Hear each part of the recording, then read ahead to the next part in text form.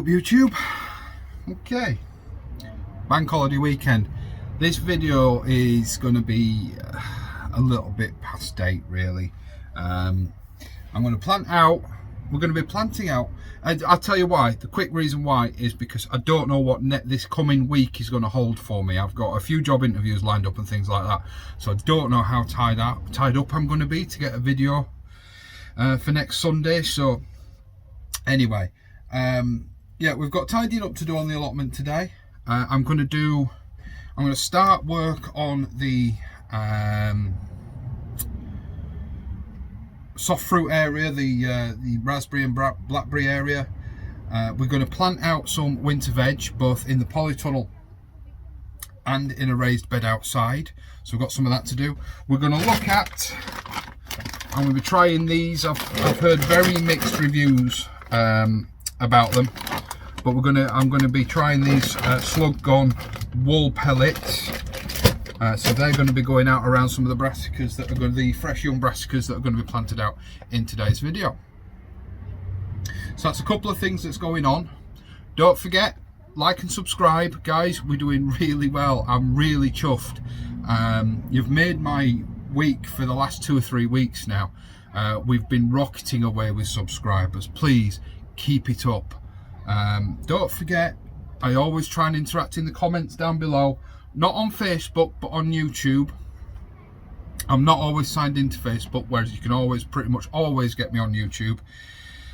So if there's something you'd like to see, which reminds me, I want to say Melanie. I'm not sure. I can't. Terrible with names, so I'm really sorry.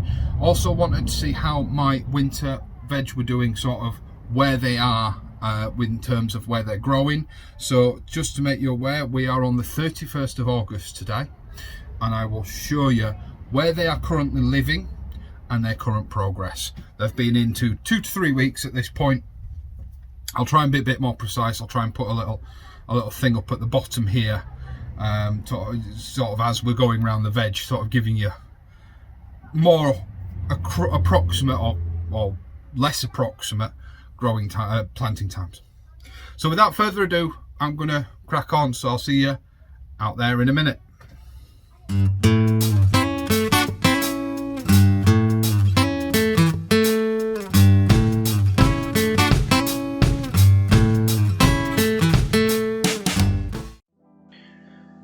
Right, YouTube. Well, I'm not going to talk a great deal, to be honest, during this, because in actual fact, after the fact, so after I've done this sowing and planting and things like that, I actually then go into detail of it whilst I'm sat in the shed. I'm going to talk you through a couple of things that you can see me doing on the screen. All I'm doing at the moment is prepping the bed. Now the bed was mulched with some alpaca manure and some other things like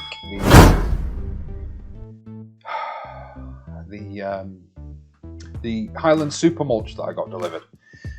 So all I'm doing is I'm sort of spreading that out over the top of the raised bed, whilst also obviously breaking down the surface, killing off the weeds, eliminating any weed seeds, any leftover onions that were from the red onions that were sown in there. Just making it a nice, even as possible surface. And spreading out those nutrients as much as possible. Then sort of moving on to the plants themselves. What actually ends up in this bed is radicchio, turnips, spinach, and Calilan Chinese kale. All I'm doing there is just giving it a quick sprinkle of fish blood and bone. It's a slow release nutrient, but it will help the plants to establish. So just a quick sprinkle. You see, I haven't bothered to rake it in, because in actual fact, whilst I'm working the ground and planting the plants and things like that, you'll see in actual fact it pretty much all disappears.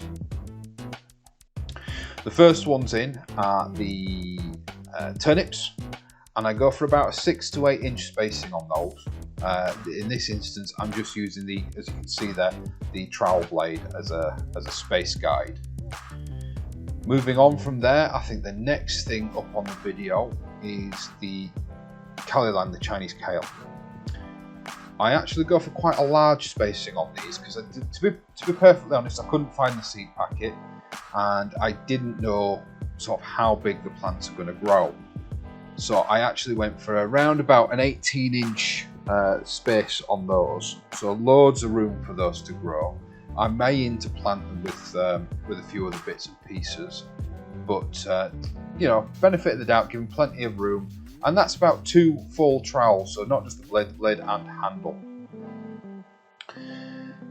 Then the radicchio, that can be pretty close together. I've gone for sort of 8 to 10 inches on those. A full trowel's length, blade and handle, is about 10 to 12 inches. I've gone for a gap in between those. What I do want to talk about in actual fact is the thing I'm about to do, which is the interplanting. It's something that I'm kind of really only playing with this year. It's not something I've done. I've always been too rigid and I've put one veg, one bed, so on and so forth. And that's a habit I'm really trying to break, because I'm finding we are actually generating quite a bit of food waste. A full bed of cabbages, for example, is too much for us. So I've done, as I will say in a minute, a little bit of everything. It should all be complementary. I will admit to not really looking up to whether or not it'll be complementary, but it's all pretty much the same family, so it should be okay. The other thing I wanted to talk about, which I don't follow up on in the discussion in the shed after, is these wool pellets. I've got to be honest, they stink. Not necessarily in a bad way. I mean, they're an unprocessed sheep's wool pellet. What you can notice, and what I did notice in the video, is Sasha's attraction to those wool pellets.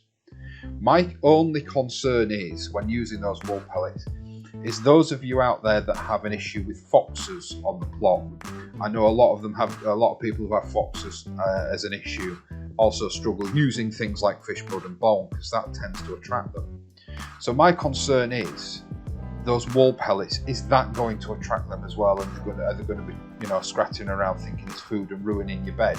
So please do keep that in mind if you're looking at using these wool pellets yourselves. If you have a fox problem, you might want to look at protecting your bed a little bit extra, or perhaps not using them at all. I'm trying to find alternatives for you for the pellets, and I will always give you my honest opinion. So I'm going to stop waffling on. I'm just sowing some little gems and some, as I'm about to say, the sensu yellow onions as well. Sensu yellow onions, sorry. Some little gems and some onions. So I'll leave you now, and we're about to go over into the shed anyway.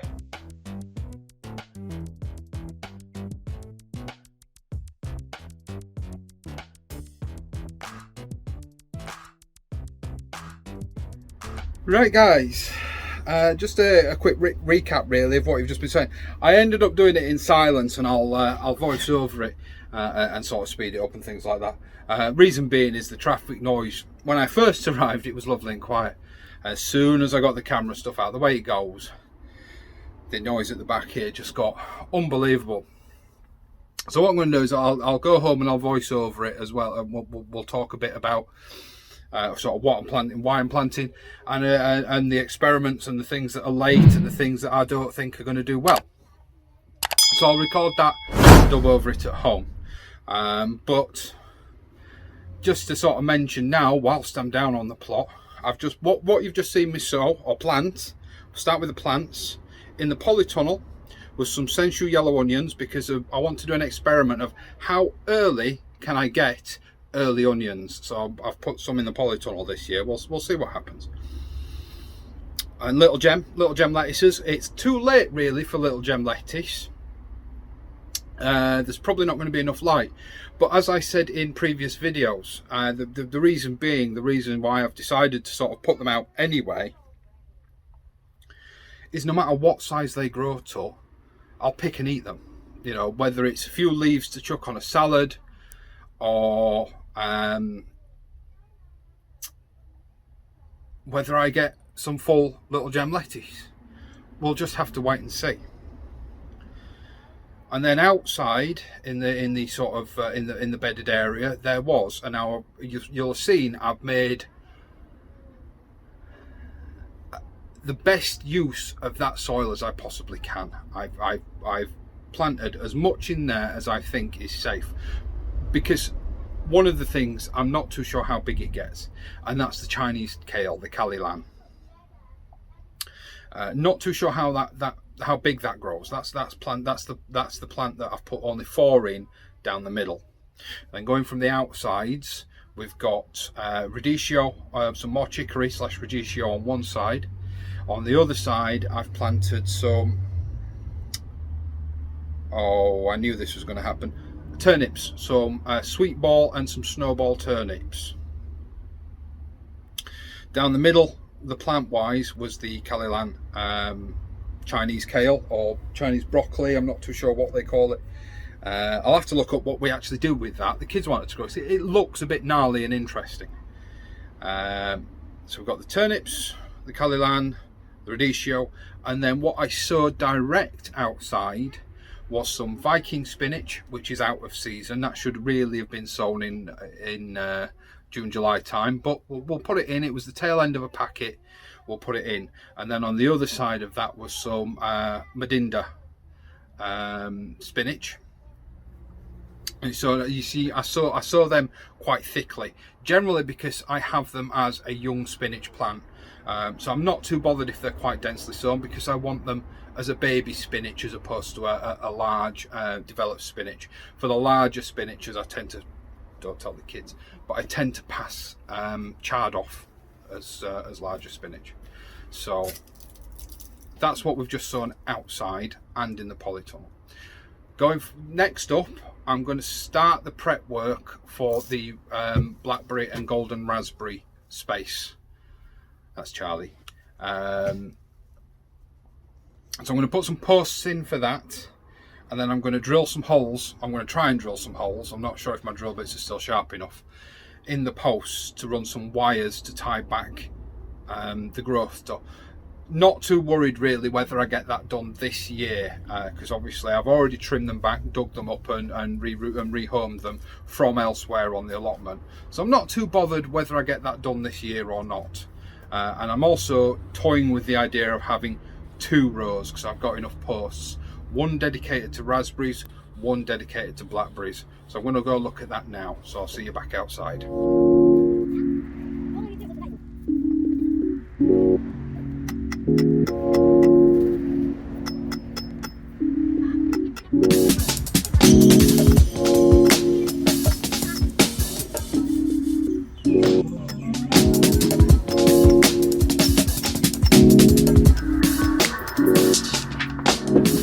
Okay, so apologies for the wobbly camera, but this is what I was asked to record with regards to where my winter veg are and how they are doing. Like I say, I'll try, like I said in the intro, I will try and put some more accurate planting times. But as you can see, we've got 1, 2, 3, 4, 5 Charlotte potatoes. Then we've got Niantes carrots here, and then there and there, and they're the Paris Atlas carrots. And I'll just quickly walk you up to the parsnip. And here's the parsnip experiment. Here's an update on the parsnip experiment. Not a great deal going on, but you can see we have some germination, which is good. So the parsnips will stay in here now until I'm satisfied that they've caught up as much as they're going to. And then they're going to go outside. Essentially, what will happen is, as we get close to our first frost dates, which obviously change up and down the country, so you need to be aware of your first frost dates. But essentially, as I approach my first frost date, basically all these will go in the polytunnel and the parsnips will come out. So I hope that answers your questions. Like I say, you can see there's germination on the carrots. Obviously the potatoes are at mixed levels, but that's to be expected. And there's germination on the carrots over there as well. But something has been digging in them. Yeah, the Paris ones, I think a cat had been digging in there, so I'm not going to re-sow it, it's too late now. We'll just we'll see what happens. This one? But yeah, that's it. That's the winter veg. And so I was just asked to show the progress on my winter veg, and there you go. This is August bank holiday, so we are the 31st of August. Wait, we're already at the end of August. So there you go, guys.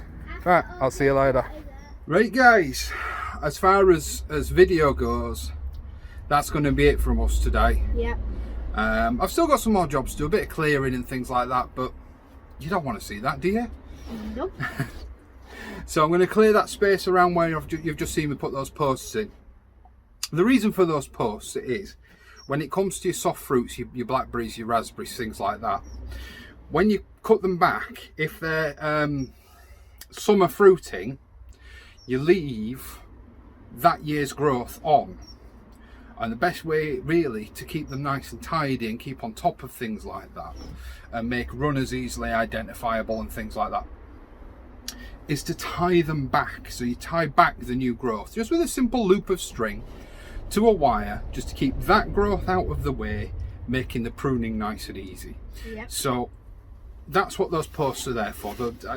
As you saw, I've tried to drill into them, but unfortunately my metal drill bits appear to be knackered now. They've done quite well actually, so I can't knock them. Can't treat them anymore. And I don't have a drill sharpening bit, and even if I did, I'd probably take the titanium coating off anyway, so there'd be no good for metal there on out anyway. So there's a couple of jobs I want left. There's a couple more bits I want to do. I want to take the black hoops out of the red cabbage cage because they're holding the net up too high, so I brought some more blue plastic tubing with me. I'm going to take them out. I'm going to clear that area around the post, so we're going to take out all those weird sort of courgette-y, cucumbery, pumpkin-y squashes. I'm going to call them penguin pumpkins. They won't keep. They haven't got a thick rind on them like a pumpkin, so they won't keep. We're not going to keep them. I might cut some open and give them to the chickens. The chickens will really like them. The chickens will probably enjoy them quite a lot. So I'm gonna get on with doing that, but I'm not going to film it, like I say. So that's filming wise. That's going to be it from us today, and that's what I'm sowing now in September. So that's 5 things you can plant out now in September. A couple of them are experiments, but you know what? If you've got access to a polytunnel, a greenhouse, things like that, it's worth a shot, isn't it? At the end of the day, you're not using the space, so it's worth a shot. So, you know, I'd be interested to see what you guys are growing now. Comment down below what you're growing now. So drop a comment down below, tell me what you're growing now, what you've experimented with in the past, what you've had successes with, what you haven't had successes with. I would love to hear from you. So without further ado, guys, don't forget, like, share and subscribe. And I keep saying it's a massive help, and it really is. It really is. It gives me the drive to keep going down here and keep doing the videos for you guys, because it does take a lot of time, I'll be honest. When I hit one, just as a note, because I know there are people out there saying, oh, he only wants to get to 1,000 to be monetized. I'm going to show you, I'm not going to monetize this year at all. Regardless of whether I hit 1,000 or not, I am not going to monetize during the off season. I may monetize next year, but I'll look at that next year. I'm not going to monetize this year. As far as things go at the moment, that could be subject to change. I'm not making a promise, but my plan is to not monetize this year. Go on, what are you wanting to say? Say at 1,000 subscribers, we're going to do a giveaway of all the seeds that we have in a little box up on the shelves down there. Yeah, there's going to be giveaways at 1,000 subscribers. Not too sure what it's going to be or anything like that. A lot's going to depend on sort of work and jobs and money and things like that. I'd love to do a sort of a financial sort of gift card giveaway, but we'll see. But there is going to be around about the 1,000 mark at some point. To celebrate that, we will be doing a giveaway. So yes, we've waffled on long enough. I'll see you next week. Bye.